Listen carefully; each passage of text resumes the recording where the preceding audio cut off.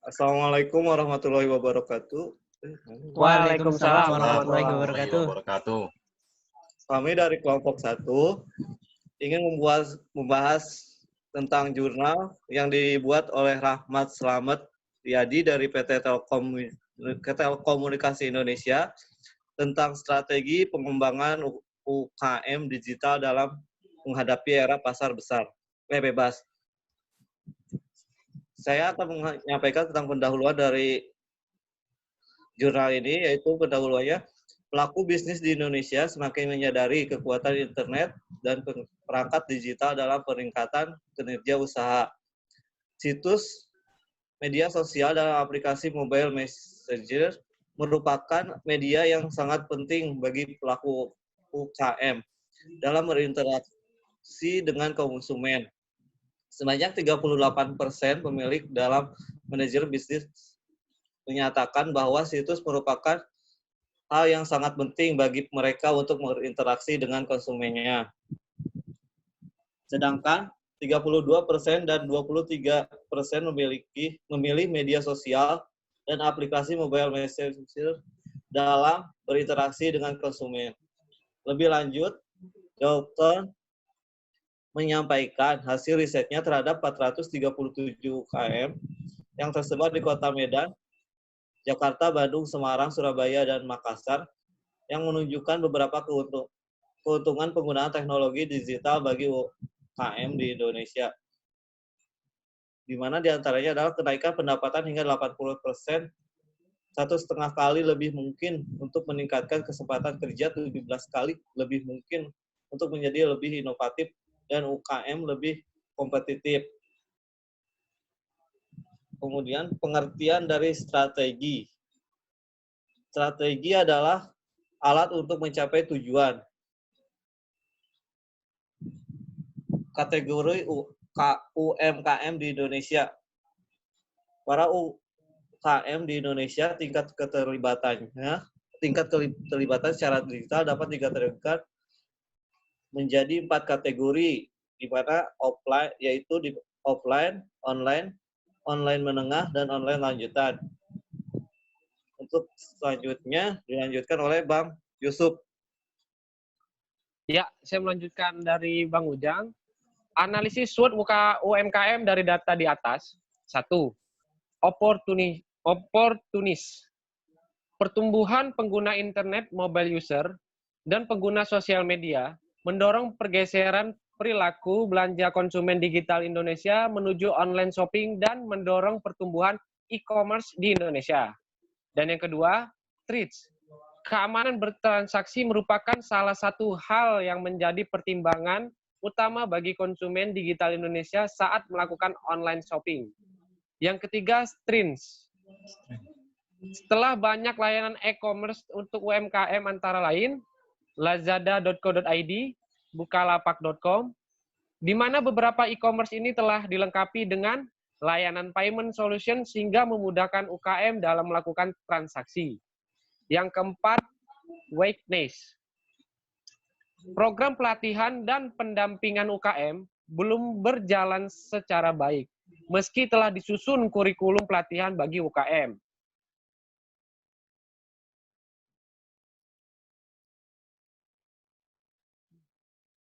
Kesulitan secara garis besar. 1. UKM mengalami kesulitan mengakses internet karena terbatasnya ketersediaan infrastruktur ICT. Yang kedua, UKM mengalami kendala dalam proses produksi. Yang ketiga, UKM belum dapat menjangkau pasar yang lebih luas.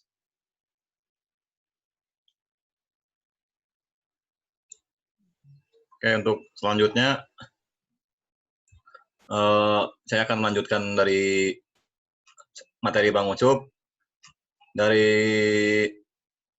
kesulitan UKM dan analisis SWOT di atas, beberapa strategi yang bisa melalui pengembangan UKM melalui kampung UMKM. Pertama, sehingga strategi yang dapat disusun dalam pengembangan kampung UMKM digital dan UMKM adalah sebagai berikut.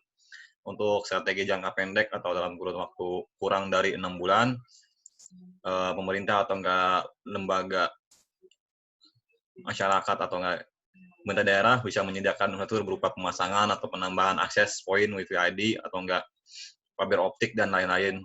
Yang kedua, menyelenggarakan pelatihan selain materi teknis tentang ECT dan produk e-commerce. Strategi yang kedua yaitu untuk jangka menengah 6 bulan sampai 1 tahun.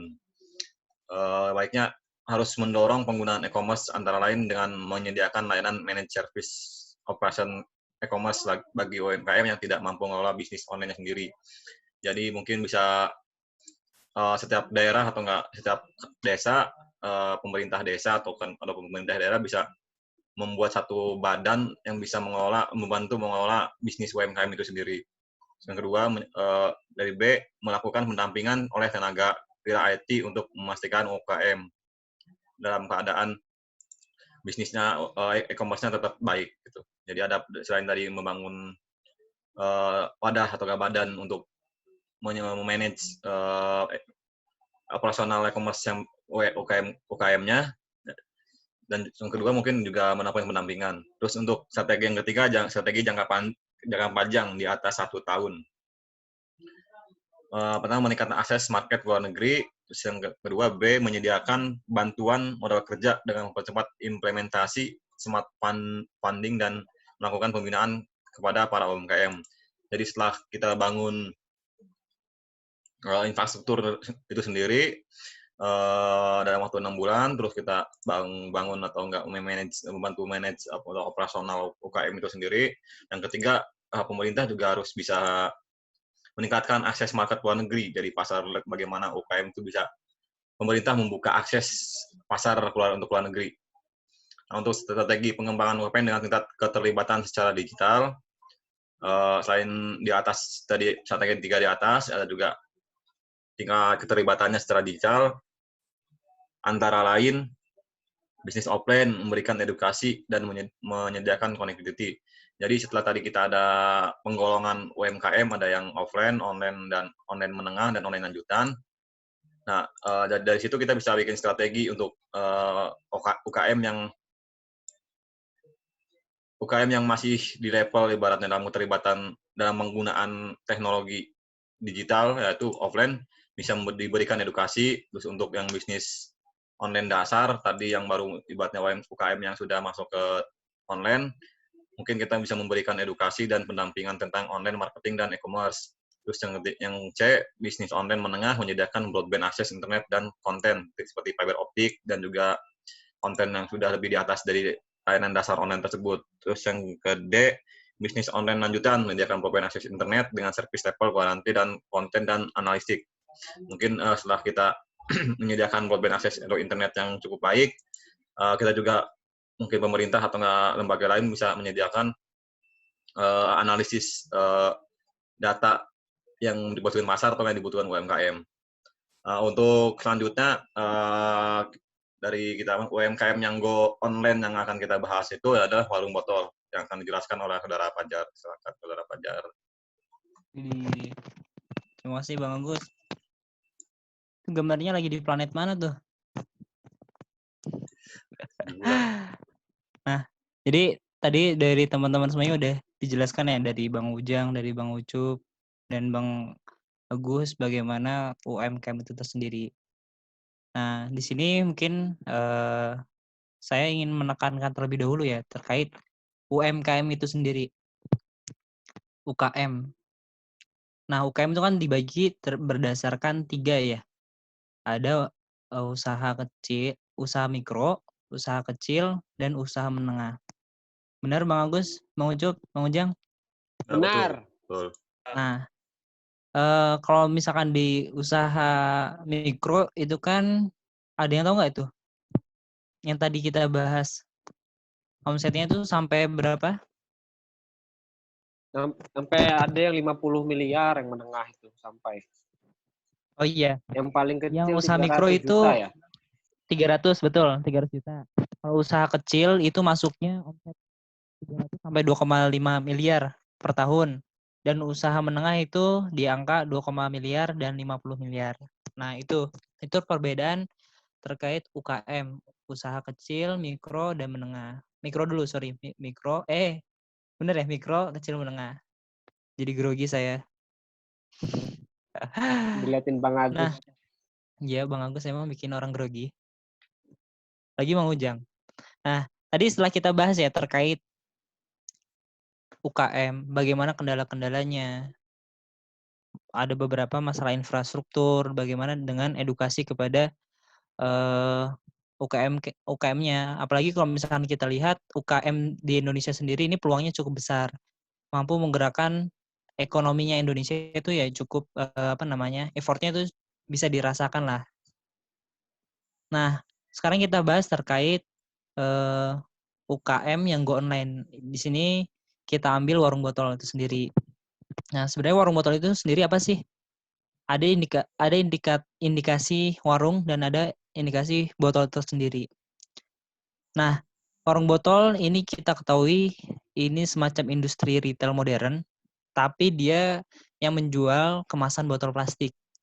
Kalau misalkan kayak Indomaret, Alfamaret, bagaimana mereka retail modernnya terkait produk FCMG ya, fast moving customer good.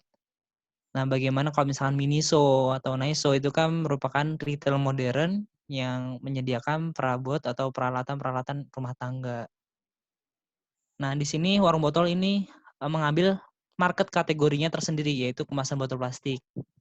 Nah, kalau misalnya kita lihat permasalahan apa sih yang mereka hadapi selama 3 tahun berjalan ini.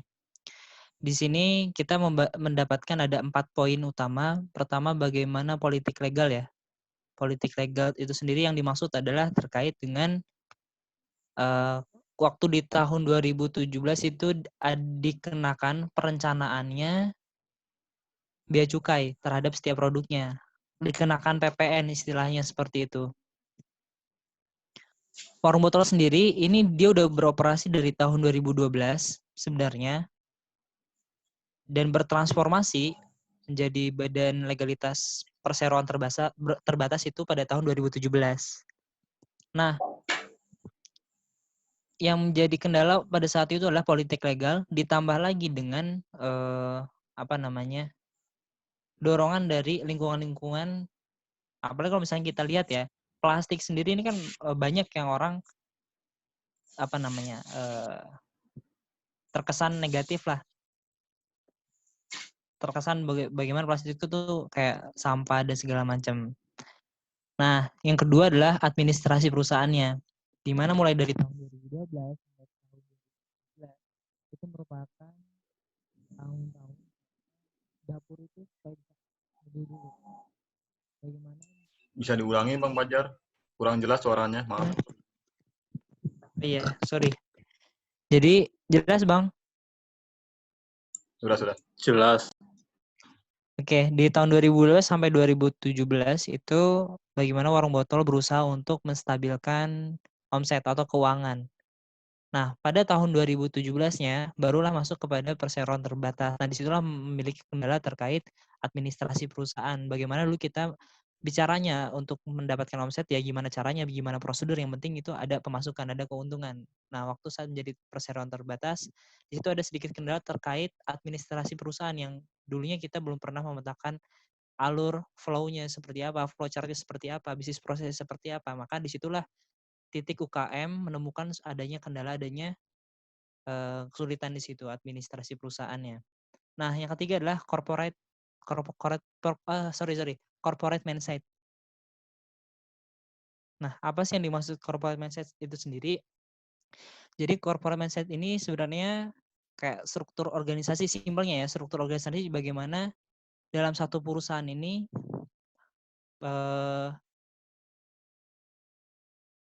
keputusannya itu nggak kepada satu orang tertentu, tapi ada beberapa orang-orang kepentingan. Misalnya bisa aja kayak misalkan tim manajemennya, mulailah dibentuk tim manajemennya. Bagaimana direksi atau direktur utama itu tidak bisa mengambil keputusan sewenang-wenang. Dan tidak bisa dari setiap orang yang ada di perusahaan tersebut mengambil kebijakan atau keputusannya tanpa persetujuan dari atasannya. Contoh seperti UKK. Karena kenapa di sini Anda masukkan? Karena dulu kalau misalkan kita lihat mindset UKM itu bagaimana caranya ya bisa untung. nggak memikir bagaimana lintas divisi, bagaimana lintas departemen dan segala macamnya. Dan yang terakhir adalah ini yang menurut saya sendiri ini krusial sih, yaitu SDM yang berkualitas. Dimana ketika bertransformasi ke online, yang tadi dikatakan ada namanya kurang mendukungnya infrastruktur ICT. Nah, salah satu yang dirasakan adalah SDM, di mana ketika harus go online, berarti kan setiap SDM sendiri ini harus memiliki kemampuannya masing-masing, apa yang dibutuhkan pada saat itu. Nah, selanjutnya di sini ada identifikasi peluang dan tantangan yang mereka hadapi dari segi pemasaran, produksi, keuangan, dan tenaga kerja. Nah, ada beberapa ancaman terkait warung botol sendiri. Pertama itu Greenpeace ya, dimana sekarang banyak masyarakat ataupun dari kita sendiri ada pengurangan-pengurangan, ada bagaimana kampanye-kampanye yang dilakukan untuk mengurangi plastik itu sendiri. Walaupun kepada kantong kreseknya atau kantong plastiknya, bukan kepada botol plastiknya itu sendiri.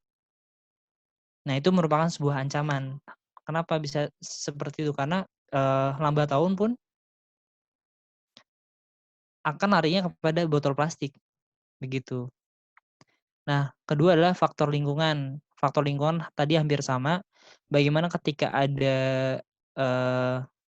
adanya isu terkait sampah plastik, ada limbah plastik, itu pasti ketika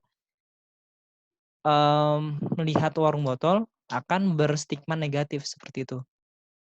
Kedua, regulasi pemerintah. Dan ini mulai kita rasakan bagaimana waktu di awal tahun pengurangan penggunaan di setiap retail modern, Indomaret dan Alfamart yang udah diatur di undang-undang kepemerintahan. Terus yang keempat, kompetitor. Ini udah pasti dari setiap bisnis pun akan menjadi sebuah ancaman, yaitu kompetitor. Kenapa bisa terjadi kompetitor? Karena industrinya dan market kategorinya ini masih terus bertumbuh, masih terus meningkat. Supplier dan customer itu sendiri. Supplier ini yang menjadi ancaman adalah ketika supplier ini sendiri mampu mengambil langsung market ke end user. Kalau customer ini bagaimana kompleksitas kebutuhan atau keinginan dari customer yang setiap harinya, setiap detiknya, atau setiap bulannya itu selalu berubah. Nah, itu bagaimana caranya agar warung botol itu sendiri mampu memenuhi kebutuhannya. 10 menit lagi ya, Bang Agus ya? Nah, selanjutnya di peluang kita percepat legalitas hukum yang jelas sehingga mampu memaksimalkan market share dengan mudah buka cabang. Nah, dengan adanya badan legalitas hukum yang jelas, ini mampu membuat warung botol ini memasarkan atau mengekspansi pasar ke beberapa daerah dengan mudah karena udah memiliki legalitas hukum yang jelas. Kedua, solusi sistem bagi pelaku UKM. Nah, di sini istilah letak transformasi digitalnya warung botol dengan mengembangkan e-commerce. Nah, kenapa enggak menggunakan e-commerce yang aja di Indonesia nih, kayak contohnya Bukalapak, Tokopedia, Lazada, mereka mendukung bagaimana UKM ini go online. Nah, disinilah perbedaan antara produk yang dijual oleh warung botol dengan produk-produk fast moving customer good, di mana produk ini kalau misalnya kita lihat kebutuhan biasa customer ini bisa lebih 1.000 piece, bagaimana 2.000 piece, hingga 10.000 pieces, dan itu ekspedisi yang disediakan oleh e-commerce itu tidak memadai, belum memadai maksudnya. Nah, selanjutnya SDM. Nah, SDM di sini kalau misalnya dilihat sendiri, seluruh karyawan dari warung botol ini anak-anak muda dan anak-anak muda muslim seluruhnya, yang ada yang perempuan. Jadi ini berpotensi untuk dikembangkan menjadi sumber daya manusia yang berkualitas. Selanjutnya, namun saat ini ya, walaupun ada potensi seperti itu, ada kesulitan di mana role model yang pengembangan yang seperti apa yang bisa dilakukan, yang bisa diterapkan, contohkan dalam Islam itu sendiri, dan juga penerapannya di era sekarang ini. Kalau misalkan di marketing ada 1.0, 2.0, 3.0 sampai dengan 4.0 ya. Bahkan di tahun ini direncanakan bagaimana society 5.0 kan ya. Nah, di pengembangan sumber daya manusia pun ada. Nah, di sini akan ambil dari HRM 4.0. Selanjutnya karakteristik wirausaha seperti apa yang membuat usaha mereka eksis hingga 3 tahun. Nah, sebenarnya kuncinya cuma satu, industri dan market kategorinya yang terus bertumbuh cukup besar bersamaan dengan pertumbuhan ekonomi dan UKM di Indonesia yang membuat usaha insya Allah makin eksis sampai sekarang ini dan memenuhi kebutuhan pelanggan yang kompleksitasnya makin tinggi serta beradaptasi dengan perubahan yang terjadi dengan jeli terhadap kebutuhan pelanggan. Selanjutnya, kiat agar apa menghadapi masa sekarang sehingga tetap bertahan atau sebaliknya. Nah, sensitif dan proaktif dari setiap UKM itu harus dimunculkan dalam menanggapi setiap perubahan yang cepat, dalam mengambil tindakan yang cepat juga, tapi harus dibarengi dengan yang tepat. Itu tipe ya, Bang. Juga harus telat. Cakep. Nah, jadi itu kuncinya sih. Sebenarnya UKM sekarang tuh harus lebih jeli lagi dalam melihat opportunity kayak misalnya di era sekarang ini aja ya. Opportunity apa? Dan ini akhirnya berdampak dengan warung botol itu sendiri. Dari corona ini akhirnya opportunity yang dihasilkan adalah botol-botol yang hand sanitizer. Botol-botol kebutuhan untuk kesehatan. Dan itu bisa dimanfaatkan oleh UKM-UKM yang lainnya. Nah, mungkin itu. Bang Ucup, Bang Kalau Ujang. mau nanya boleh nggak nih Bang?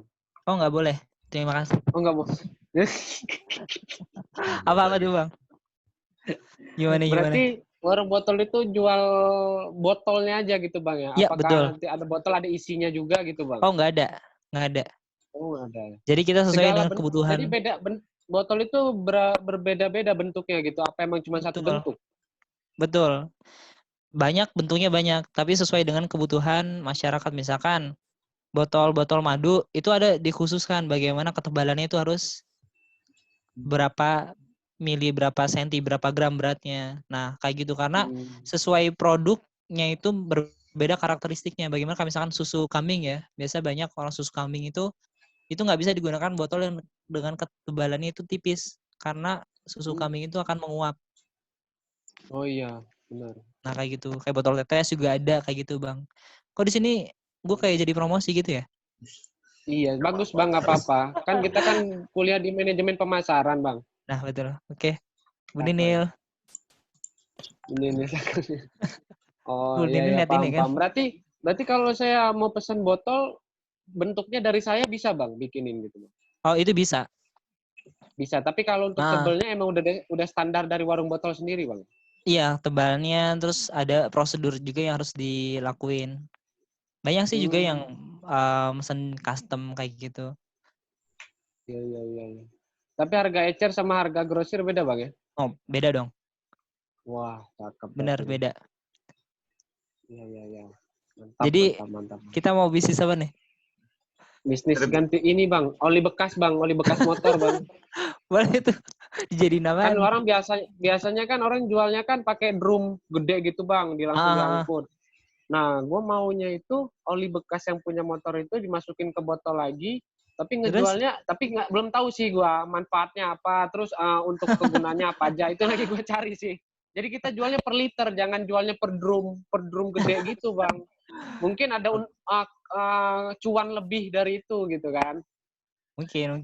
Kalau kita belum tahu aja ya. Kalau minyak jelantah ada yang jual, yang beli dijual terus dia jual ke Eropa untuk gunanya untuk jadiin biodiesel untuk bahan bakar ini mobil atau nggak motor. Oh iya, gitu? Tapi kalau minyak jelantah, iya benar ada itu kalau minyak jelantah. Tapi minyak jelantah harus kayaknya kalau misalnya rumah makan gitu-gitu sih Bang. Iya pasti. Oh iya, kayak misalkan hotel-hotel juga biasanya ada yang sekali pakai doang, terus habis itu dijual lagi ya? Iya bisa. Itu. Iya, itu mungkin kalau sekali pakai bisa buat dipakai UMKM lagi. Nah, iya benar tuh. Itu yang bahaya. Benar. Bahaya tuh. Gue sih tertariknya terus warna hitam ya. Terus. Enggak, terus lanjut. Ya berarti kita tutup aja berarti ya, 3 menit lagi soalnya. Oke. Jadi mungkin ya kesimpulannya kalau menurut saya sendiri sih mungkin bisa ditambahin nanti sama Bang Bajang, Bang Ucup. Di era sekarang itu terutama di dalam pandemi ini ibaratnya transformasi UMKM itu menjadi ke digital atau go online itu sangat diperlukan sekali, terutama untuk mengatasi masalah-masalah yang saat ini seperti distribusi, ibaratnya kan distribusi yang tadinya UMKM itu ibaratnya langsung face to face dengan si customer atau klien. Sekarang mungkin UMKM nggak bisa seperti itu karena kan ada terkait larangan PSBB Social segala macam. distancing. Jadi tidak bisa langsung face to face ke klien. Jadi alur Betul. penjualannya mungkin bisa berubah jadi ibaratnya yang tadinya face to face langsung ke customer, nah sekarang mungkin harus melalui kayak jasa pengiriman atau segala macam untuk langsung ke ininya atau enggak apa namanya ke customer-nya. Mungkin ada beberapa UMKM yang bisa berubah seperti itu. Mungkin dari saya seperti itu. Mungkin Iya. dari Bang Fajar atau enggak Bang Ucup mau nambahin? Betul. Bang Ucup? Sama sih, saya sependapat sih. Kita kan ada kayak sekarang PSBB, terus social distancing gitu ya. Jadi ya Iya, benar-benar. go online itu emang apa namanya diperlukan untuk saat ini gitu kan. Emang lagi tapi tadi tuh kalau saya lihat berarti kan sekarang kan perusahaan kan banyak yang mulai oleng ya Bang ya. Karena banyak juga yang di PHK gitu kan. Mungkin kalau saya lihat kan warung botol ini kayaknya bisnisnya menjanjikan nih Bang, karena banyak orang beli hand sanitizer 5 liter, tapi dipecahnya lagi pakai botol-botol, Nah, supaya dapat cuan yang lebih.